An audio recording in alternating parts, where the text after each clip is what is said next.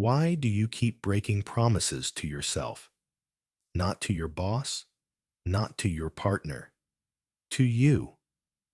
Why does discipline work for 48 hours and then crumble? Here's the answer nobody wants to hear. You're trying to control yourself the way an enemy would. You're treating your own mind like a city under siege, and no city survives that. What if everything you've been taught about self-discipline is backwards? What if the real battle isn't about becoming harder? It's about becoming whole? I need you to sit with that question for a moment, because if you're here, if you clicked on this video, something in you is exhausted. You're tired of the cycle. You wake up with resolve. You plan your day. You tell yourself, this time will be different. And then by noon, by evening, by the next morning, you've broken the promise again. You skipped the workout. You ate the thing you said you wouldn't. You scrolled instead of created. You went to bed disappointed in yourself. Again, promising tomorrow will be different. And the weight of all those broken promises is crushing you. I've watched this pattern destroy people, not because they were weak, not because they lacked information, but because they were using the wrong strategy. They were fighting the wrong battle. And I need to show you what I mean by that, because once you see it, everything changes. You know what you should do. You've read the books. You've watched the videos. You've tried the morning routines, the habit trackers, the accountability partners, the cold showers, the wake up at 5 a.m. strategies. You don't lack information. You lack a map of the invisible war happening inside you. And that's not your fault. Nobody gave you that map. Nobody taught you how to read it. Let me tell you what's really happening. Every single day, you're fighting a war that nobody else can see. It's not the war against your alarm clock, though that's where it shows up. It's not the war against the donut, though that's a battlefield too.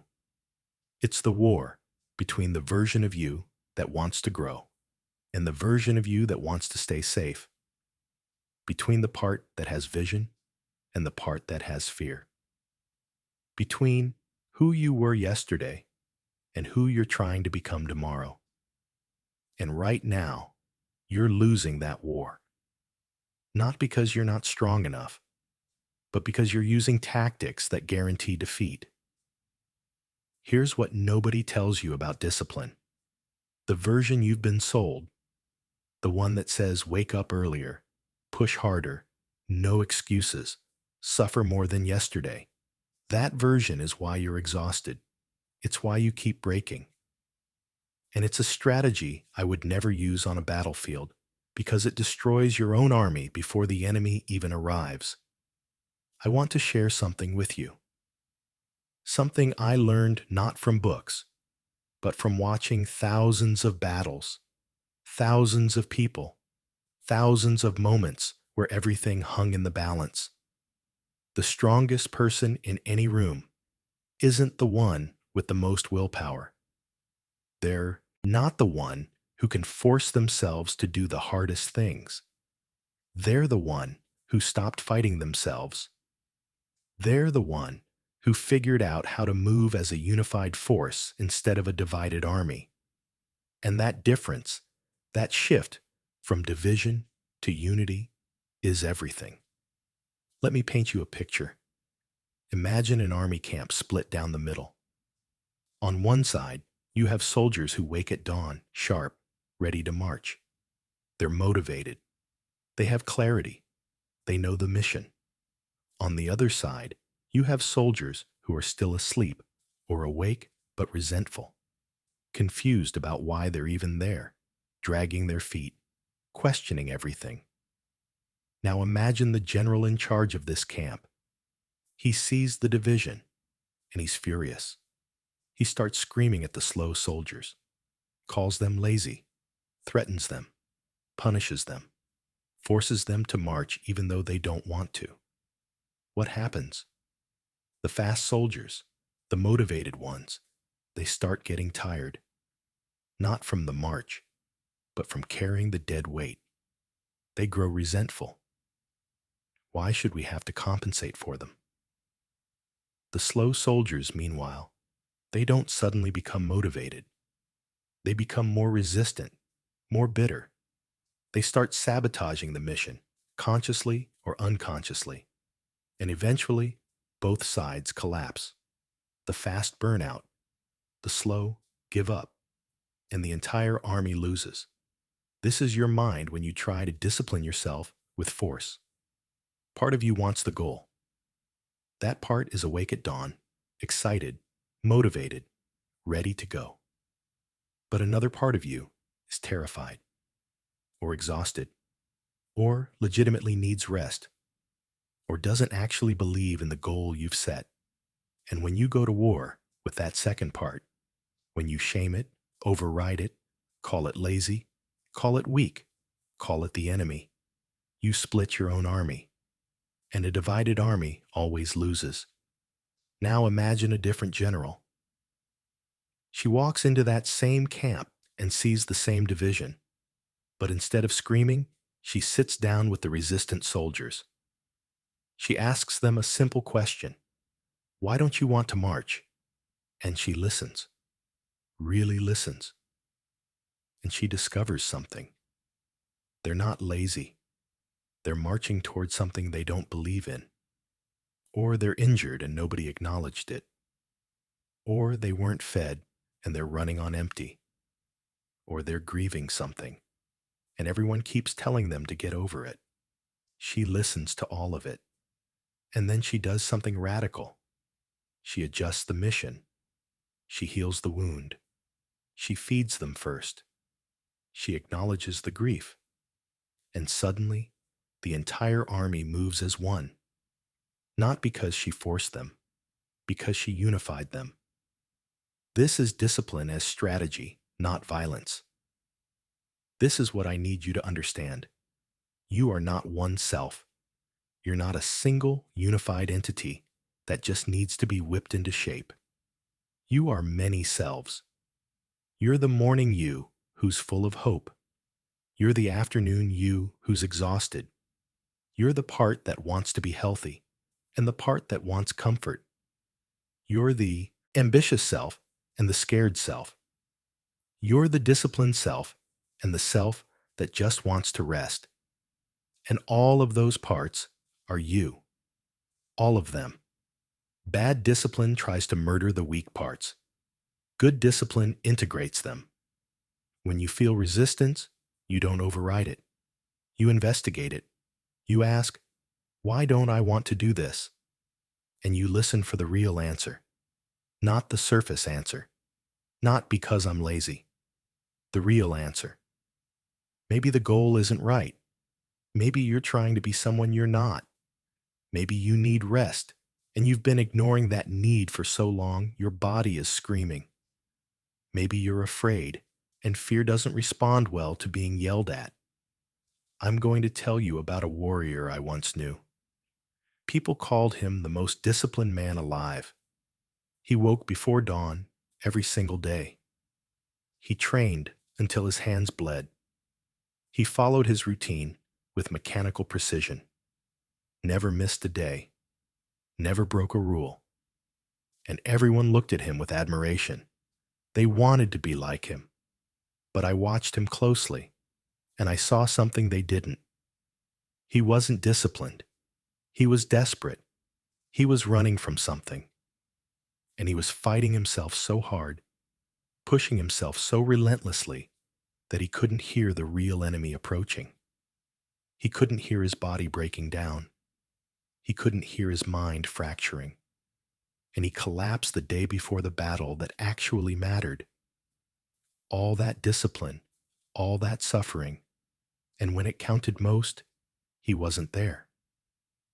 That's what happens when discipline becomes violence, when it becomes a way to punish yourself into becoming someone else. You might hold it together for a while. You might even look impressive to others. But eventually, the system collapses because you can't sustain a war against yourself. Nobody can. So what's the alternative? How do you actually build discipline that lasts?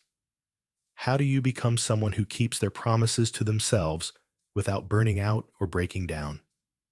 It starts with understanding the terrain, and in this battle, the terrain is you. In war, terrain decides everything. A general who doesn't study the land, the rivers, the hills, the forests, the weather patterns, that general loses before the first arrow flies. You can have the best soldiers, the sharpest weapons, the most brilliant strategy, but if you don't understand the terrain, you're done. Your mind is terrain. Your body is terrain. Your energy patterns, your wounds, your fears, your truth, all of it is terrain.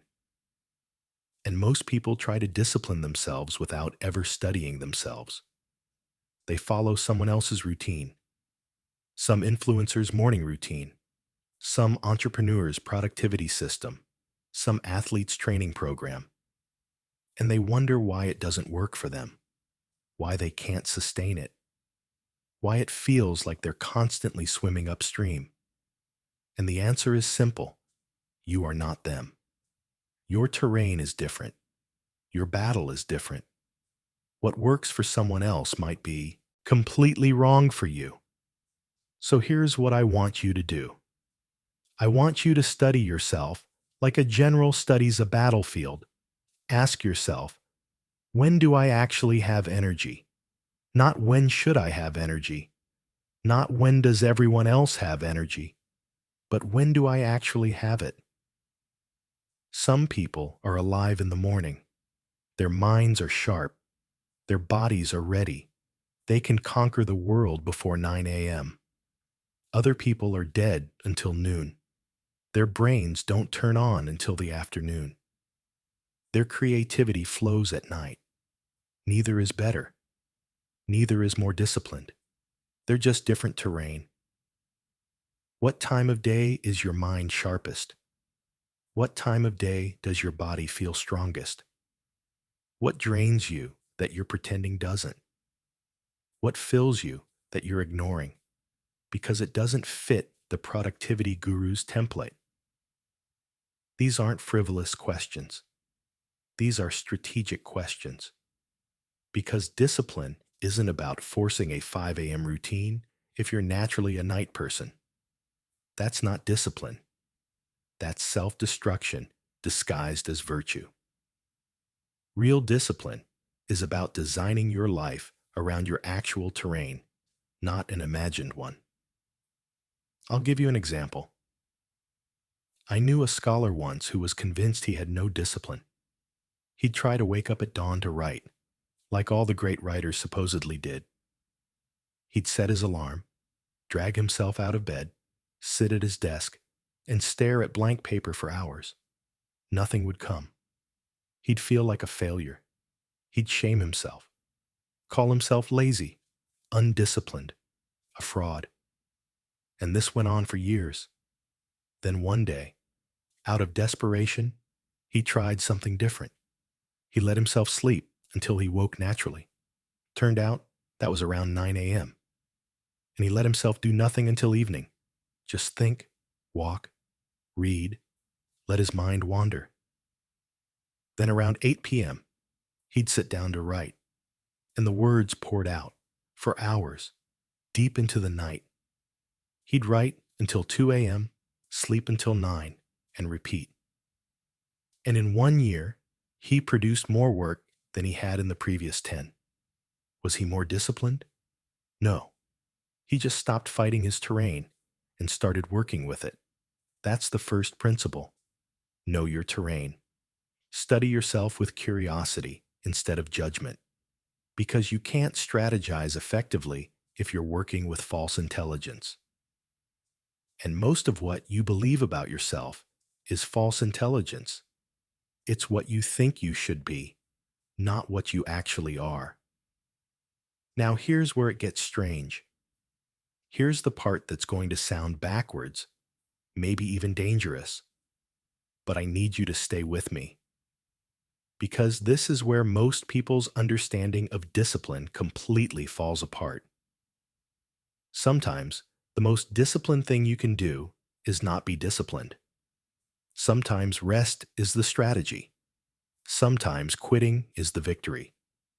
Sometimes breaking your own rule is the wisest move you can make. I can feel some of you resisting this already. No, discipline means doing it even when you don't feel like it. Discipline means no excuses. Discipline means consistency no matter what. And I understand why you think that. You've been taught that. But let me ask you something. If a general sends his troops to march through a blizzard because the schedule says it's marching day, even though half his soldiers have frostbite and they're running out of food, and the enemy isn't even there, is that discipline or is that stupidity? A rigid general loses. A flexible one survives. If you force yourself to run every single day and you destroy your knees, you didn't win. You just lost slowly. If you shame yourself every time you skip a workout, you've made yourself the enemy, and you can't win a war against yourself. The goal was never perfect adherence to a rigid set of rules. The goal is intelligent adaptation. Discipline is knowing when to push and when to yield, when to attack and when to retreat, when to hold the line and when to change course entirely. Most people only know how to push. They've been taught that pushing is strength, that yielding is weakness. But that's not strategy. That's just panic in disguise. Real strength is knowing when force is appropriate and when it isn't.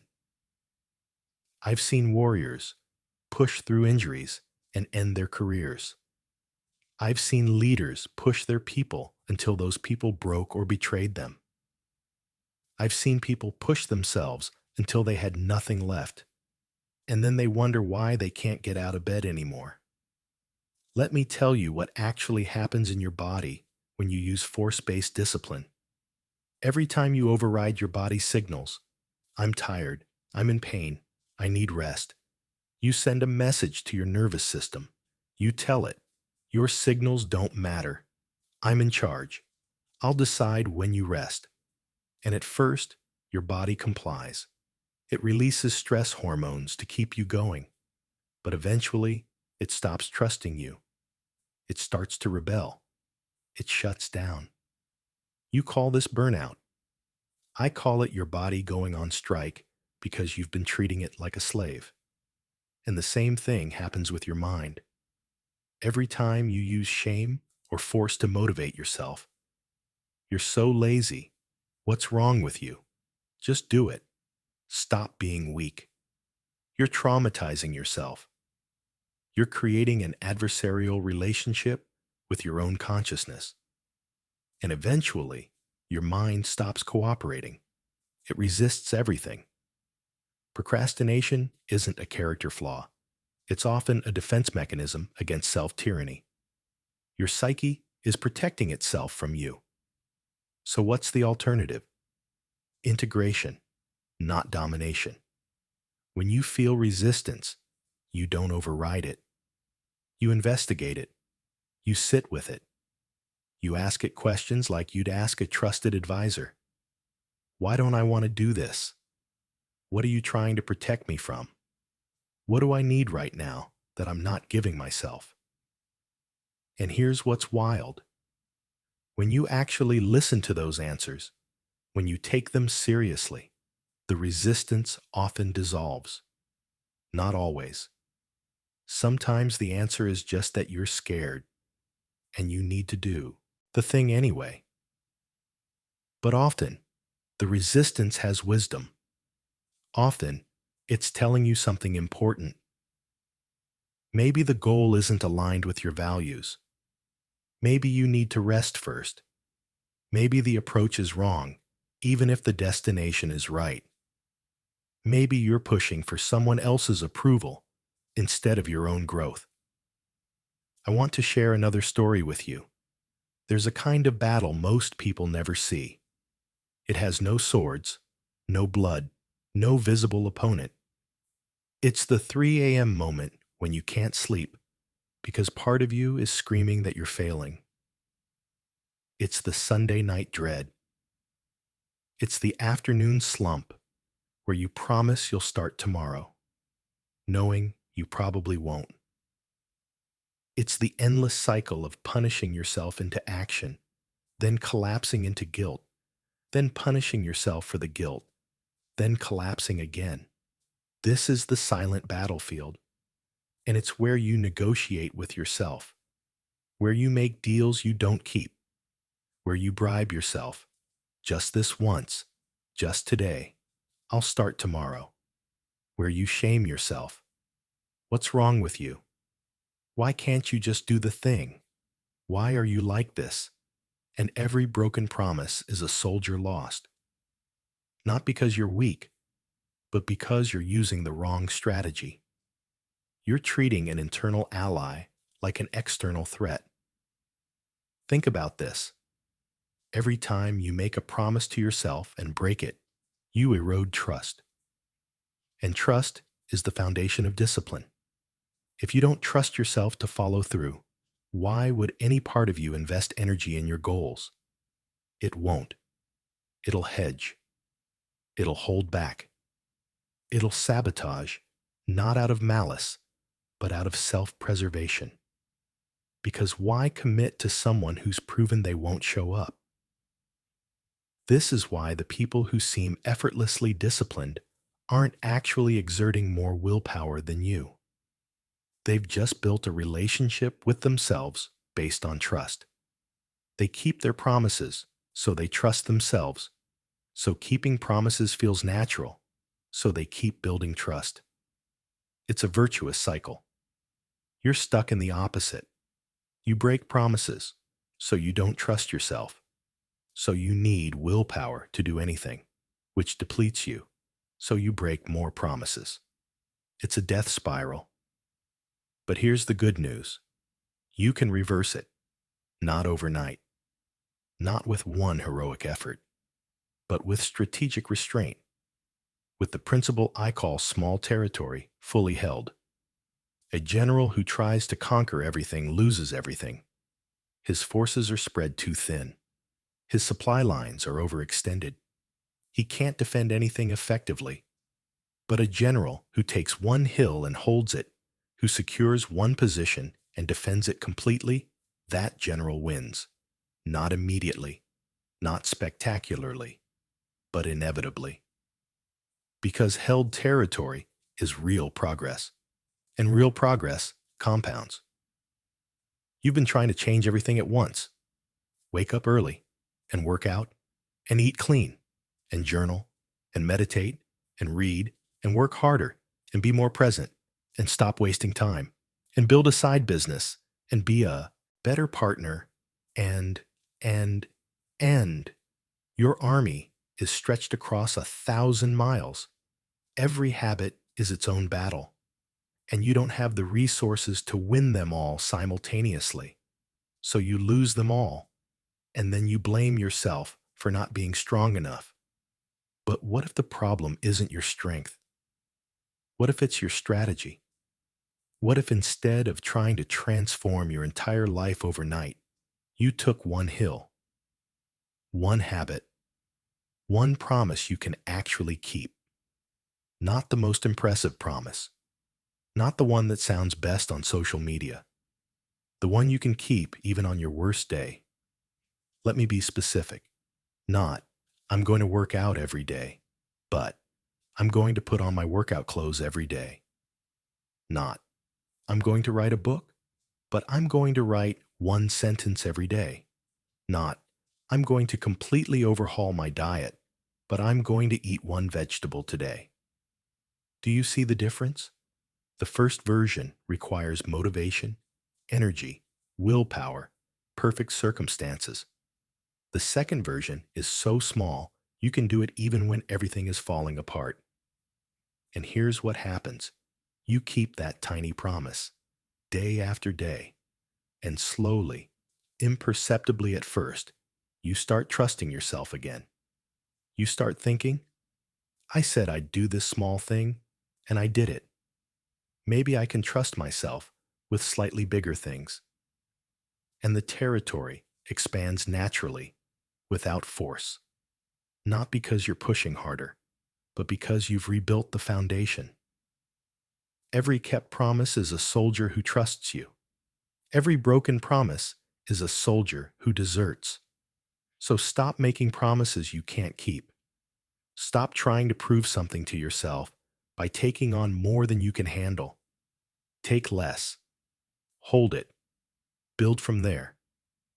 Discipline isn't built in intensity. It's built in reliability. Now, I want to talk about something deeper. Something that's probably been hovering around the edges of your awareness this entire time. The real enemy. Because you think you're fighting laziness, but you're not. You think you're fighting procrastination, but that's not it either. You think if you could just be more disciplined, more consistent, more motivated, everything would fall into place. But you're looking at the wrong target. The real enemies are fear, grief, exhaustion, a belief that you're not worth the effort, the echo of someone who told you you'd fail, the wound that never healed, the story you've been telling yourself about who you are. These are what's actually in your way. And you can't defeat them by being tougher. You can't willpower your way through trauma. You can't discipline yourself out of depression. You can't force yourself past grief. These enemies require different strategies entirely. When you can't get out of bed, you're probably not lazy. You might be depressed. There's a difference. Laziness responds to motivation. Depression doesn't. Depression is a fog that makes everything feel pointless. And if you're depressed and you treat it like laziness, if you shame yourself and force yourself and call yourself weak, you make it worse. Because now, you're not just depressed. You're depressed and at war with yourself. When you procrastinate, you're probably not undisciplined. You might be terrified. Terrified of judgment, of failure, of success, of being seen, of being mediocre, of confirming your worst fears about yourself. And procrastination is how your psyche protects you from that terror. It's not a good strategy, but it's a strategy. And if you just try to override it without addressing the fear underneath, you'll be fighting forever. When you break your diet, you're probably not lacking willpower. You might be trying to fill something, to soothe something, to avoid something. Food isn't just fuel. For many people, it's comfort, it's numbing, it's the way you cope with emotions you don't know how to process. And if you just try to white-knuckle your way through that without addressing what you're actually hungry for, you'll lose every time. Do you see what I'm saying? The surface behavior, the lack of discipline, is almost never the actual problem. It's a symptom. It's your system's way of coping with a deeper issue. And if you only address the symptom, if you only try to force behavior change without healing the wound beneath, you'll be stuck in this cycle forever. Discipline on, discipline off.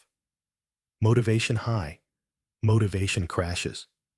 Promises made, promises broken. The same pattern, over and over. So how do you fight the real enemy?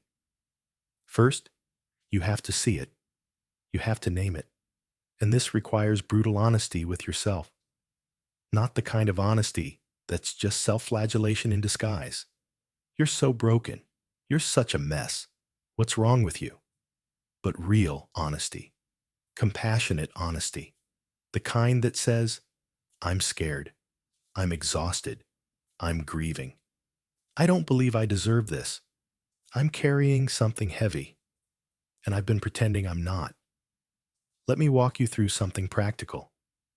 Tomorrow morning, before you do anything, before you check your phone, before you start your routine, before you launch into your day, sit for 2 minutes, just two, and ask yourself two questions. First, what does today need from me? Not what should today need from me, not what I planned yesterday, but what does today actually need? Maybe today needs me to push. Maybe today needs me to rest. Maybe today needs me to grieve. Maybe today needs me to play. Listen for the answer. Second question, what do I need today? Not what I should need, not what productive people need, but what do I actually need?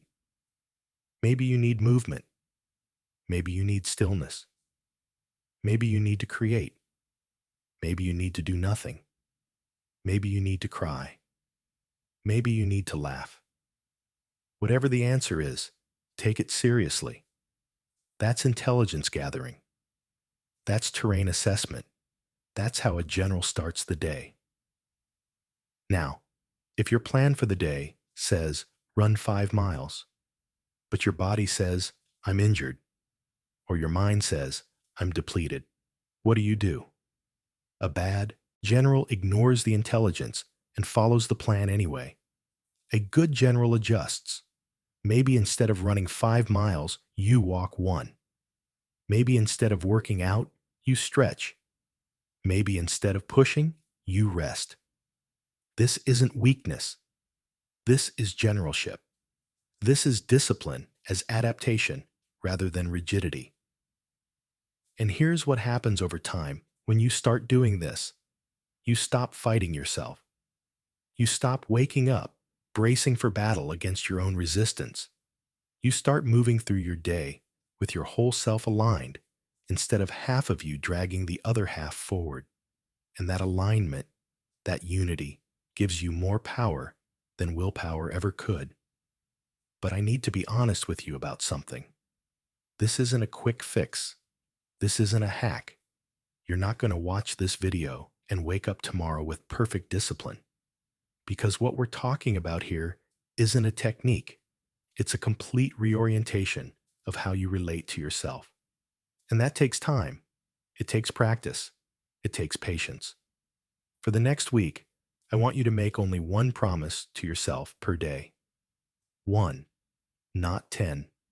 Not the full morning routine, the workout, the perfect diet, the meditation, the journaling, all of it. One promise. And I want it to be small enough that you'll keep it even on a terrible day. Could be, drink a glass of water when you wake up. Could be, write one sentence. Could be, walk for 5 minutes. Could be, make your bed. Something so small, it feels almost pointless. And then I want you to keep it. Every day for a week, no matter what. Even if everything else falls apart, keep that one promise. Because the goal here isn't transformation. Not yet. The goal is trust building. Every kept promise is a brick. And you're building a foundation that can hold the weight of bigger promises later. But you can't build the second floor before you've poured the foundation. And right now, your foundation is cracked. So we're repairing it, one brick at a time. Now here's something important that I need you to understand. Next time you feel resistance, and you will feel resistance, you'll feel it tomorrow probably. I want you to do something different. Instead of overriding it, instead of shaming it, instead of trying to force your way through it, I want you to pause. I want you to ask the resistance, what are you protecting me from? And I want you to listen for the answer. This is going to feel weird at first. You're going to think I'm asking you to talk to yourself like you're two different people. And in a way, I am. Because you are. You're not a single unified consciousness.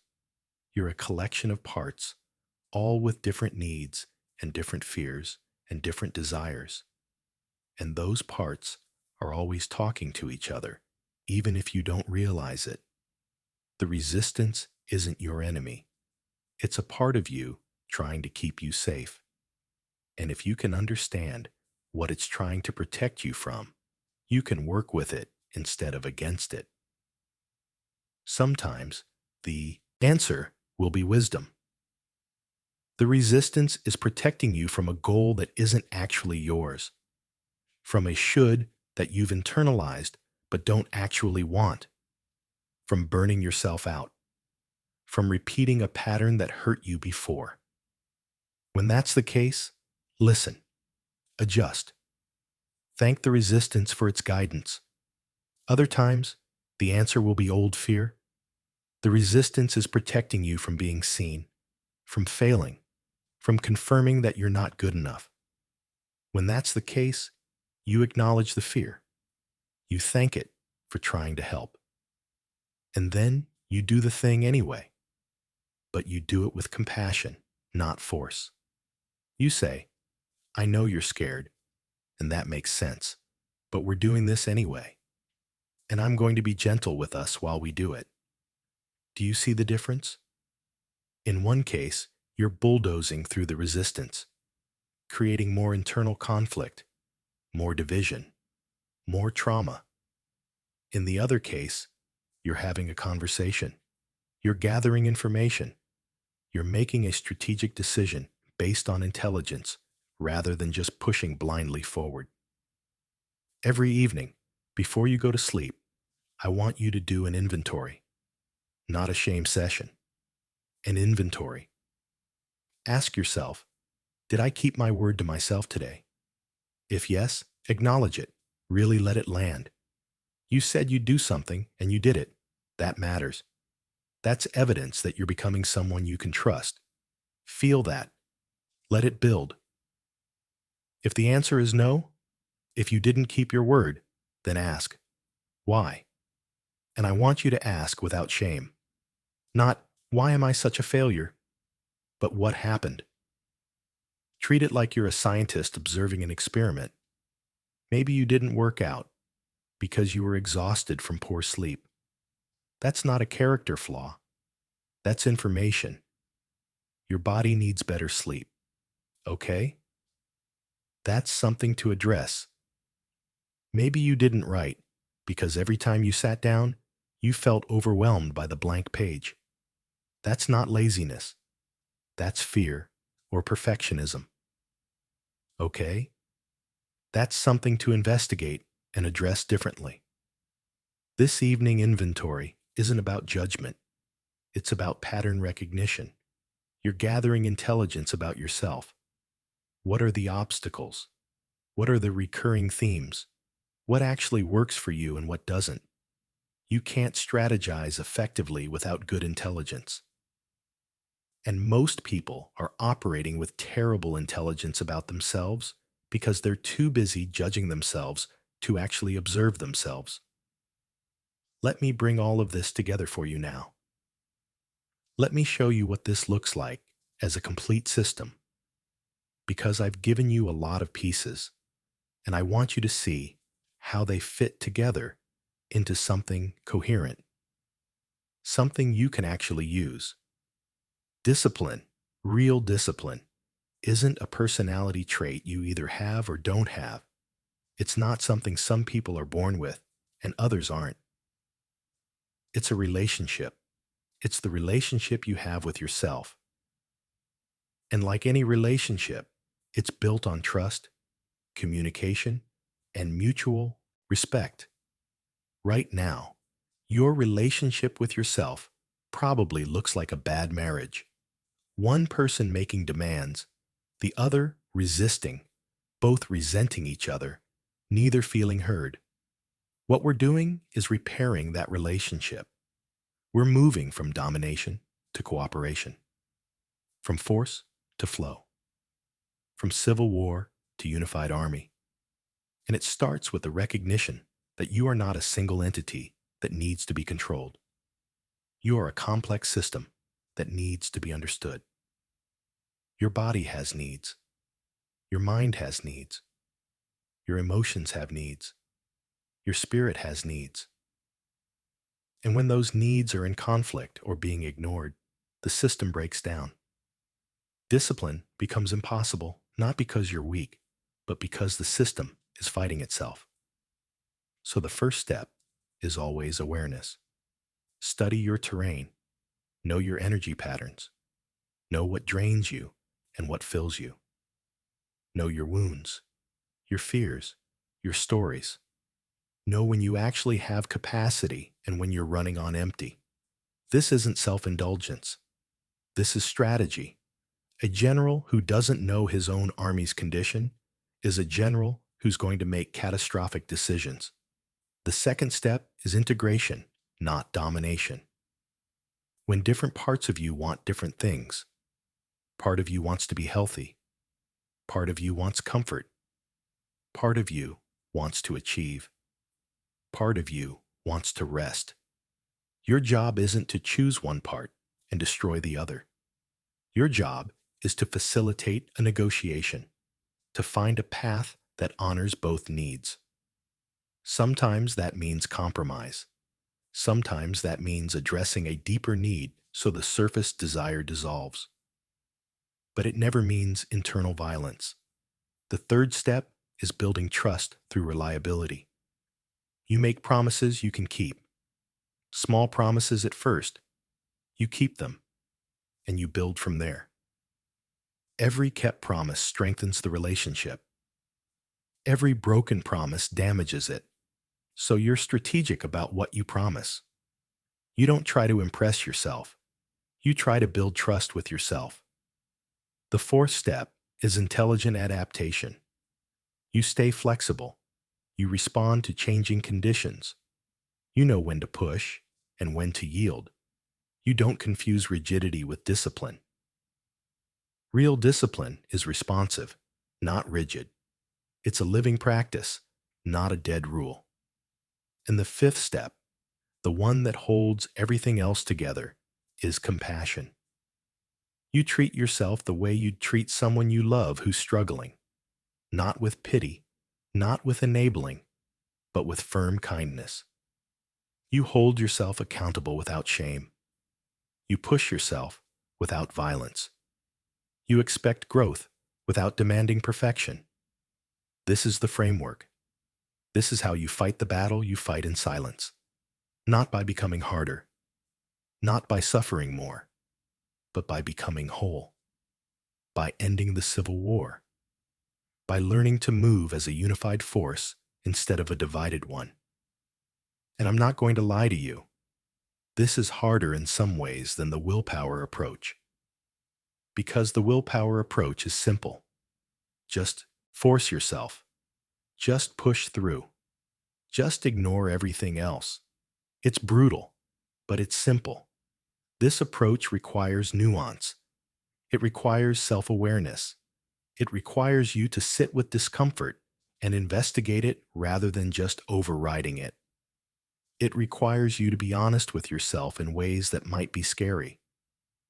But here's what it gives you in return: sustainability, freedom, the ability to keep your promises without destroying yourself in the process, the ability to grow without burning out, the ability to become who you want to become while also being who you are. And most importantly, it gives you a relationship with yourself that doesn't feel like a battle. That feels like partnership, like you're on the same side. I've watched people transform using this approach, not overnight, not with dramatic before and after photos, but over months and years.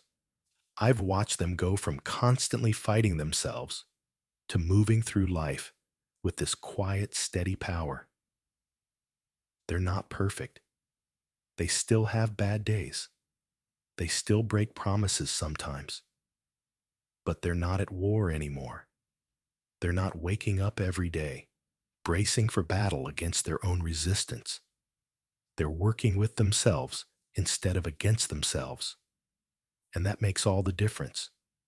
There's a phenomenon I've observed on battlefields over and over. Two armies, relatively equal in strength, in weapons, in strategy. But one army is unified. The soldiers trust their commander. They trust each other. They're fighting for something they believe in. The other army is divided. The soldiers resent their commander. They don't trust each other. They're fighting because they have to, not because they want to. Who wins? Always the unified army. Not because they're stronger, but because they're coherent. All their force moves in the same direction. You are both armies right now. You're divided. Part of you wants to grow. Part of you wants to hide. Part of you has vision. Part of you has fear. Part of you is ambitious. Part of you is exhausted. And all that energy is being spent on internal conflict rather than external progress. That's why discipline feels so hard. Not because you're weak, but because you're fighting yourself. But when you become unified, when all those parts are working together instead of against each other, you'll be shocked at how much easier everything becomes. You won't need as much willpower because there's less resistance. You won't need as much motivation because you're moving towards something you actually want with your whole self, not just the ambitious part, while the rest of you drags behind. You won't break as many promises because the promises are actually aligned with your capacity and your values. This is what's possible. This is what I'm offering you. Not a magic bullet, not a quick fix, but a complete reorientation of how you relate to discipline and to yourself. And if you're tired of the old way, if you're tired of the cycle, if you're tired of being at war with yourself, then this is the path. Let's bring this home now. Let's close this out, because we've covered a lot, and I want to make sure you leave here with something you can use, something that changes how you show up tomorrow morning. You came here because something in you is tired. Tired of breaking promises. Tired of starting over every Monday. Tired of the shame spiral. Tired of feeling like discipline is just not available to you, like it's a trait other people have that you somehow missed.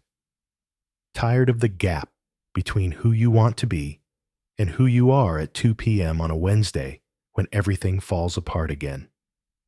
I understand that exhaustion. I've lived it. I've watched it destroy people I cared about, and I've watched people escape it. Here's what I need you to hear, and I need you to really let this land in your body, not just your mind. You're not broken. You've been using the wrong map. That's it. That's the whole problem. You're not weak. You're not undisciplined by nature. You're not missing some fundamental piece of what makes other people successful. You've just been given a strategy for self-discipline that was designed to break you, not build you. And you've been blaming yourself for the strategy's failure. The strategy you were taught says, override yourself. Ignore your body's signals. Push through pain. Shame yourself into action. Treat rest as weakness. Treat self-compassion as self-indulgence. Divide yourself into good parts and bad parts, then try to murder the bad parts. That's not discipline. That's self-destruction with good marketing. Real discipline, the kind that actually lasts, the kind that builds something instead of just burning through you, that's about unification. It's about bringing all the parts of you into alignment. It's about becoming someone you trust instead of someone you have to force. It's about working with your actual terrain instead of the terrain you wish you had. It's about building a relationship with yourself based on respect and communication, not domination and violence. And here's the beautiful thing. You already have everything you need to do this. You don't need more information. You don't need another course, another book, another productivity system. You need to stop fighting yourself and start investigating yourself. You need to stop asking, "What's wrong with me?" and start asking what's actually happening here. You need to stop treating discipline as a war to be won and start treating it as a relationship to be built. I want to give you a mantra, something you can return to when the shame spiral starts, when you break a promise, when you feel like you're failing again. You don't have to believe it fully right now. Just try it on. Let it sit with you. Here it is. I am not at war with myself. I am learning my terrain. I am building trust, one promise at a time. I am whole, not broken. And I move when I'm ready, not when shame tells me to. Say it with me. I am not at war with myself. Feel what that would be like. What would change in your body, in your days, in your life, if you actually stopped fighting yourself? If all that energy currently going toward internal conflict could go toward external progress instead. I am learning my terrain. You don't have to have it all figured out. You don't have to be optimized. You just have to be curious. What's actually happening in this body, in this mind, in this moment? What do I actually need? What's actually in my way? These are strategic questions, not shameful ones. I am building trust, one promise at a time, not transforming overnight, not becoming a different person by force of will, just making small promises and keeping them. Building trust, brick by brick. That's how foundations are built. That's how real change happens. I am whole, not broken.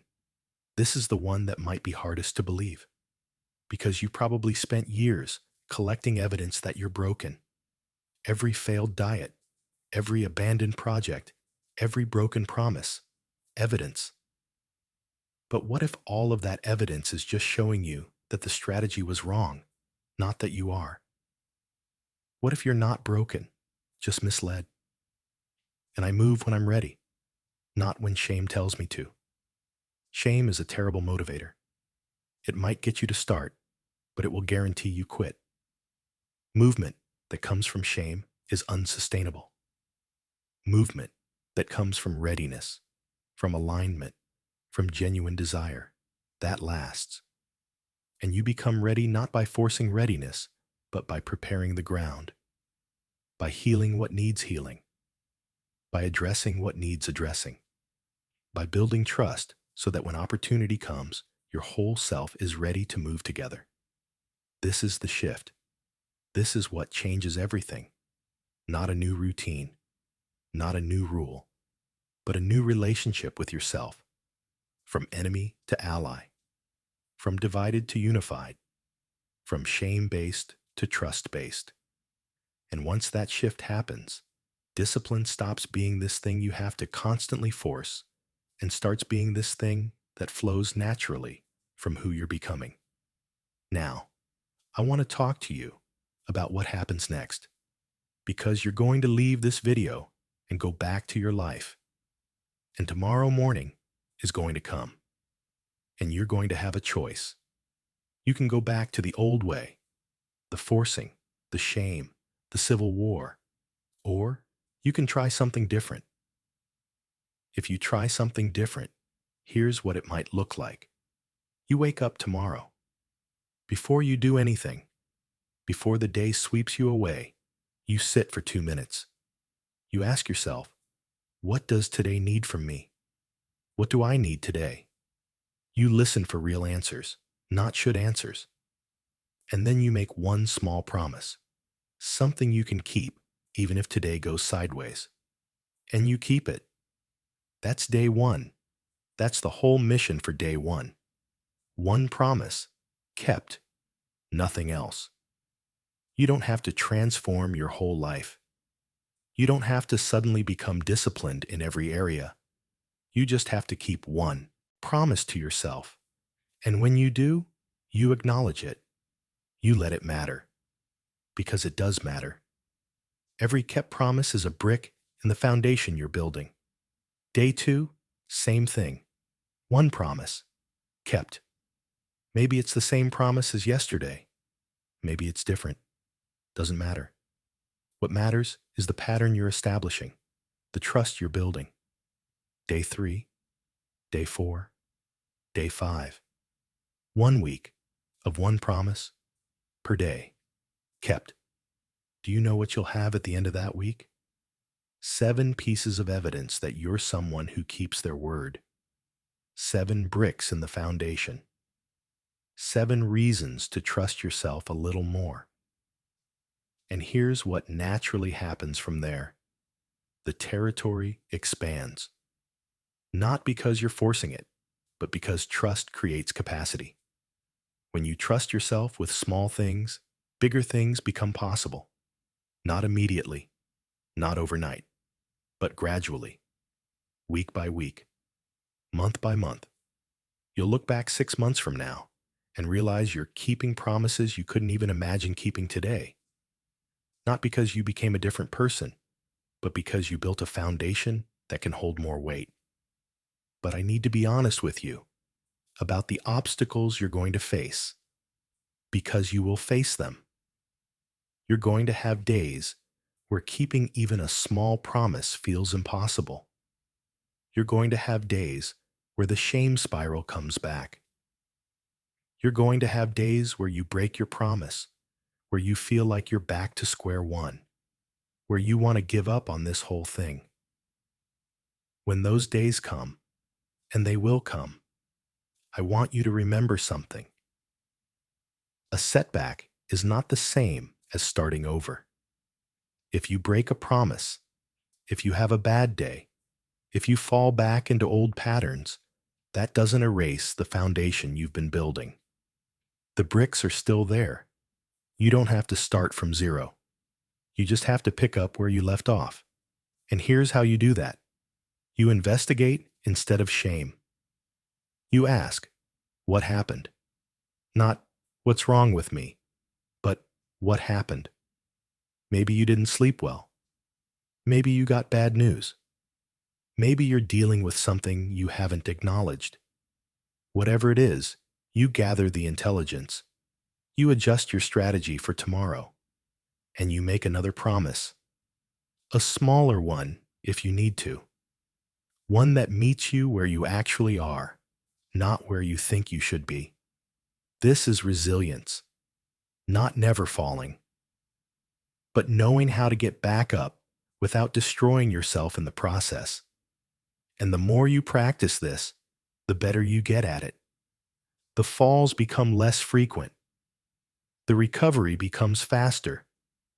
Not because you're becoming perfect, but because you're becoming skilled at working with yourself instead of against yourself. I also want to address something that might be coming up for you. You might be thinking, this sounds too soft. This sounds like I'm just making excuses for myself. This sounds like I'm letting myself off the hook. And I understand that concern, because we live in a culture that equates hardness with strength, that thinks compassion is weakness, that believes if you're not suffering, you're not trying hard enough. But let me ask you something. How's that working for you? How's the hardness strategy going? Are you getting the results you want? Are you building the life you want? Or are you just cycling through the same pattern over and over? Motivation high, crash, shame. Motivation high again, crash again.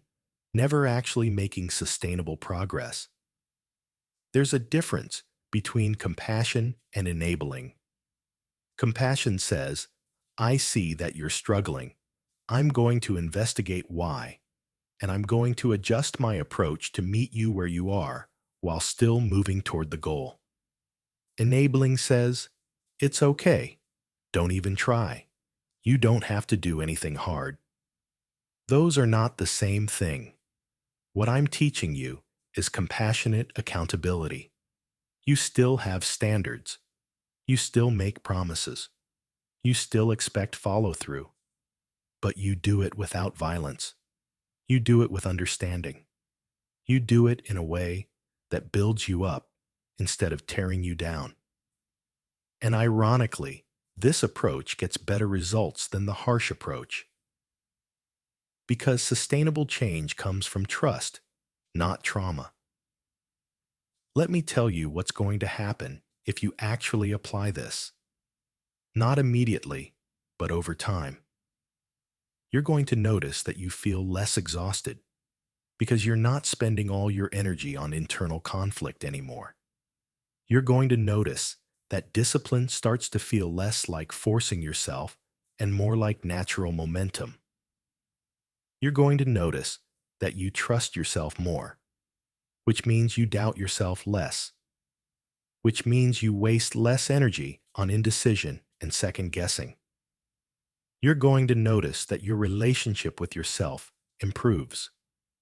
And here's what's beautiful about that. When your relationship with yourself improves, all your other relationships improve too. Because you're not bringing that internal civil war into your interactions anymore. You're not projecting your self-judgment onto others. You're not expecting others to fix what you won't fix in yourself. You're going to notice that the goals you thought were impossible start to feel possible. Not because they got easier, but because you got more coherent, more aligned, more unified in your approach. And a unified force can accomplish things a divided force never could. You're going to notice that you stop looking for the next hack, the next system, the next guru with the answer, because you'll have found the answer. And it was never out there. It was always in here, in learning to work with yourself instead of against yourself, in building trust instead of forcing compliance, in becoming whole instead of becoming harder. This is what I want for you. This is why I'm here, why I'm sharing this with you. Because I've seen too many people destroy themselves in the name of self-improvement. I've seen too many people burn out, break down, give up on themselves entirely because they were using strategies that were never meant to build them up. And I've also seen what happens when people discover this different way, when they stop fighting themselves and start unifying themselves. The change is profound. So here's what I'm asking you to do. Not forever. Not for the rest of your life. Just for 1 week, 7 days. Make one small promise to yourself each day. Something you can keep, even if everything goes wrong. Keep it. Notice how it feels. Notice what changes. And at the end of the week, assess. Is this working? Am I building trust with myself? Do I feel different than I did 7 days ago? If the answer is yes, keep going. If the answer is no, adjust. Maybe the promises are too big. Maybe you need to investigate resistance more. Maybe there's a deeper issue that needs addressing first. But don't just abandon ship and go back to the old way. Because the old way wasn't working either. It's just familiar. You deserve a relationship with yourself that doesn't feel like a battle. You deserve to move through life with your whole self aligned, not constantly dragging half of you kicking and screaming toward goals the other half doesn't even want. You deserve discipline that builds you instead of breaks you. And it's available to you right now, starting tomorrow morning, starting with one small promise. Before we close, I want to hear from you. I want to know, what's the one promise you're going to make to yourself tomorrow? What's the one hill you're going to take and hold? Don't tell me your grand vision. Don't tell me about the person you're going to become 6 months from now. Tell me about tomorrow. Tell me about the one small, specific, keepable promise you're going to make. Write it in the comments. Say it out loud. Make it real. And if this video landed for you, if something shifted while you were watching this, if you feel like maybe, just maybe, there's a different way forward, let me know. Hit the like button. Not for me, but as a signal to yourself that this matters, that you're choosing something different, that you're done with the Civil War and you're ready to try unification instead. And if you want more of this, if you want to keep exploring this approach to discipline, to self-trust, to becoming whole instead of becoming harder, subscribe. Because I'm going to keep making videos like this. Deep dives into the psychology of change, the strategy of self-mastery, the art of working with yourself instead of against yourself. Not quick fixes, not life hacks, but real, sustainable, foundation-building wisdom. Share this with someone who needs it, someone who's stuck in the shame spiral, someone who's tired of fighting themselves, someone who's been told they just need to try harder when what they actually need is to try differently. This message could change someone's life. And sometimes all it takes is one video, one idea, one reframe to shift everything. Here's what I know to be true after all these years, after all these battles, after all this observation of human nature. You are not your enemy. You've been treating yourself like you are, and that's why everything is so hard. But you're not. You're your own army, and an army that's unified, that trusts its general, that moves as one. That army is unstoppable. You don't need to be perfect. You don't need to never fail. You don't need to transform overnight. You just need to stop fighting yourself and start fighting for yourself. You need to build trust, one promise at a time. You need to learn your terrain. You need to work with what is, not what you think should be. And if you do that, if you really commit to that practice, you'll be shocked at what becomes possible.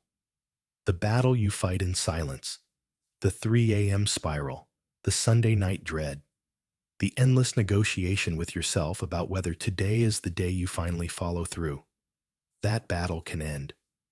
Not because you'll suddenly have infinite willpower, but because you'll stop needing willpower as a substitute for trust. When you trust yourself, when you know you'll show up for yourself, when you stop treating yourself like the enemy, everything changes. I'm not promising it'll be easy.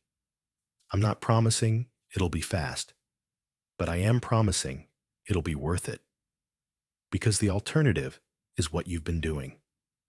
And how's that working out? How much longer do you want to stay stuck in this cycle?